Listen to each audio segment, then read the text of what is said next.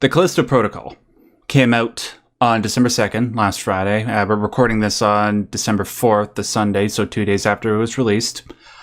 I have been looking forward to this game.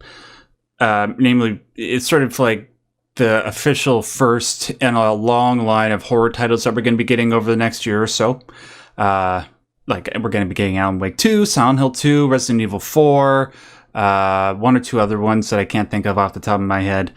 And Callisto Protocol. Oh, and the Dead Space remake, obviously. And Callisto Protocol was looking to start off that trend with a bang. So I was looking forward to it. So I picked it up, and I've been playing it for the last couple days, ever since Friday. I haven't gone through all of it yet, just because I've been busy with other stuff. But my fiance and I have been plowing through it quite aggressively. Let's just say this before I give my official opinions on it. The reviews and the reactions to this game are all over the place. I can't remember the last time that I saw a game get this diverse a response. Because there are people that are saying, like, this is just mediocre or bad, like 4 or 5s out of 10s from official outlets. People that are saying it's like a 7 or 8, which is good or very good. And some people are giving it a 10. And you know what? I can totally understand where all those people are coming from. People who say it's bad, people who say it's the best thing ever. Because the Callisto Protocol, in my opinion, is built in a way where there's so many things about it that you're either going to love or hate.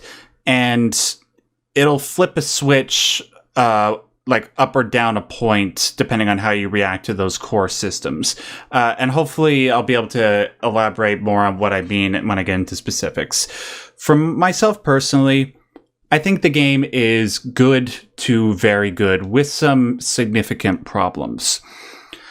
I'm going to, let's see, how should I get into this? I'll just start with the things that I like and that I think people universally tend to like, which are one or two things, but then there are like a whole bunch of other things that people are divided over. The two things that people all over are agreeing about in regards to this game are the atmosphere and the graphics. Syb, the graphics in this game are off the chain.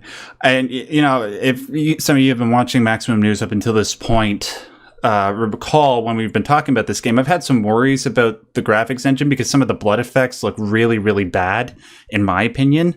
But everything, for the most part, graphically speaking, fidelity, art direction, it is gorgeous. Like big open spaces, and like from that to enclosed crawling through vents, it all looks amazing. And you know what? The mind-blowing thing is, Syb, all of this is on Unreal Engine 4. I cannot wait to see the capabilities of Unreal Engine 5 for a game like this. And we are only going to have to wait a few more years to see what comes of that. And then the atmosphere, I would say, man, like Dead Space, when it comes out next month, the remake, it's going to have to be on par with this. Otherwise, it's not going to be as scary. It's just, there's something about the way that the station on Callisto in this game is like how everything went to complete crap.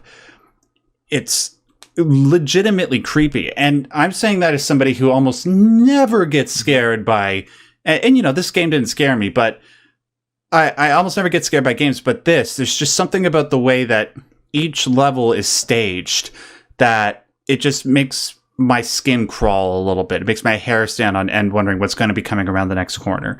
That, all the praise that Callisto gets for that is well deserved. But those are just the main two things. There are some things that people are divided over. Number one thing is the combat. I think when people were marketing this game as a Dead Space spiritual successor, because, you know, it's made by the same people that made the original Dead Space, people were expecting things like the combat to remain relatively consistent from those games. It's not. Unlike Dead Space, where it is sort of like run to one end of the room and then shoot, this game does have more complex mechanics. So, for example, when you're shooting at an enemy, like let's say there are 3 enemies in the room and you had like 40 bullets. you will go through all those bullets to take down those 3 enemies. For the most part, in order to take them down properly and to save all your ammo for more intense encounters later, you have to get up close and personal. But in order to do that effectively and not die, you have to dodge them. And to dodge them, you hold left or right on the left stick before they can hit you.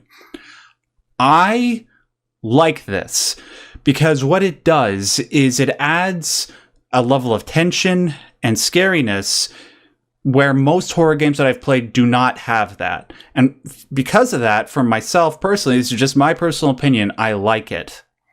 But I can see where other people are coming from when they say they don't like it. There are times where it comes across as janky, where it comes across as unfair.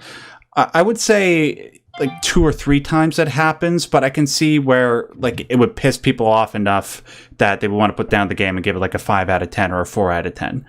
I think it's fine. Now let's see, what else is there? Actually, that was, for the most part, those were just the main positives. Obviously, the sound design is good. The performances are all good. And that's enough for me to give it like 7 out of 10, maybe an 8 if I'm generous. As for the things that are bad about it, it's buggy as hell. I've played through about 4 hours of this game, Syb, on PS5, and I've had 3 crashes. And apparently, the PS5 is, the PS5 version of Callisto Protocol is the most stable version of this game, because if you look at like all the internet memes online, the number of bugs that people have been having playing this game on Xbox and PC are ridiculous. It's absolutely criminal. What the hell? Why do studios not do all their development for all systems within house? I do not understand. It's to prevent stuff like this. But anyways, a lot of really poor animations. It's kind of hard to describe without giving away spoilers, because it sort of prepares you for certain scary things that might happen in the game. And then the story, it might get more interesting going on, because I'm just a little bit more than halfway through the game at the moment, but it's sort of non-existent. It's not interesting in like minimal ways like the Dead Space games were. But those are the summary of my positives and negatives. I don't think it's the masterpiece that some people are making it out to be, but I don't think it's as horrible as others are. I'm somewhere in the middle. Now, my opinion might change as I get closer towards the end of the game. Maybe I'll be a little bit more harsher on the lack of story. Maybe like the combat encounters will get a bunch more unfair. We'll see. But right now, I'm enjoying it. I would recommend it to people if you are a fan of survival horror. Maybe like don't buy it full price. Maybe wait for it to go a little bit down in price, maybe 10 or 20%, and then it'll be worth your time. Syb, do you have any have you managed to play it yet? And if not, did you have any questions in regards to my experience with it? No, well, so I haven't had a chance to play it yet, because there was another game that just came out recently that I have been playing, and it's this thing called Dragonflight. Now, hold on, don't click away, No. It's anyways, all I'll say on that game is similar, like similar feeling. A lot of people are generally happy with it. The amount of like, hey, we're listening seems to be like coming back, but again, it's like we've had these fake outs before from these mega corporations where it's like, oh guys, please don't leave. We're listening. We're gonna add this thing that you've been asking for 25 years. We're gonna add this. Here you go. And then the rest of it's garbage, right? So yeah. So I don't think. I don't think I don't think it's something that you can write off completely. I don't think any game, and we're gonna get into this when we talk about Todd Howard here in a little bit, but you can't write anything off permanently, in the sense of like, because people change all the time. People change, and the people change, like literally, like people move in and out of jobs all the time. A corporation sometimes has bad habits that stick around, and that kind of stuff. So yeah, I think that's what we can kind of refer to some of the technical bugs that you're seeing in Callisto Protocol is They're there because that's how the industry has built itself for a very long time. You ask, why do they have so many bugs? Why is there so many problems? There's been solutions that have been offered. There's been solutions that have been pushed by tons and tons of people. There's all kinds of solutions to those problems, but those solutions are very rarely accepted by people who have been in the industry for a very long period of time, and oftentimes also not accepted for totally different reasons by new people in the industry. And then always, there's always this HR / bureaucratic nightmare that always steps in and goes, you can't do that. Well, why not? Well, because if you did that, that would, our job wouldn't be that important anymore. And we can't allow you to, not value our jobs in HR. We got to make sure that you keep paying the bills. It's like those 3-letter institutions where, if they don't use up the budget this year, well, they're not going to get the same budget next year. They're going to have to they're going to have to work with less money. They can't have that. So let's just invent a bunch of problems and then say that we're dealing with them and burn a bunch of cash that way. I'm getting too crazy right now. But yeah, no, that's the problem. Yeah. It's bureaucracy, and bureaucracy affects every stage of everything that humans make for the most part. It literally does, for everything from big business to small business to government to private institutions. Everything is affected by bureaucracy. And that bureaucracy is why I think a lot of those bugs that you're talking about, why they have shown up here, because you can pull it back to, well, they didn't flesh out those bugs because bureaucracy got in the way. I really think that basically is what happened there with that. Yeah. So that's my 2 cents on it. I haven't had a chance to play it yet. I've been hearing good things about the story for the most part, and that feeling. And the biggest thing clearly is like that feeling of dread. So a lot of people have. Now, you said you didn't get scared. Did you play Outlast? Yeah, I did. Both of them. Okay, so which do you think is scarier, Outlast or one? What? The first one. No. I mean, I'm talking comparison to this game. Oh, Callisto Protocol, absolutely. Yeah. Yeah, Callisto is more terrifying than Outlast? Well, my opinion when it comes to horror is not really the one that people should take, because like I just said, most forms of horror don't scare me. And Outlast didn't scare me at all, whereas, it's one of the most beloved horror games. So Yeah.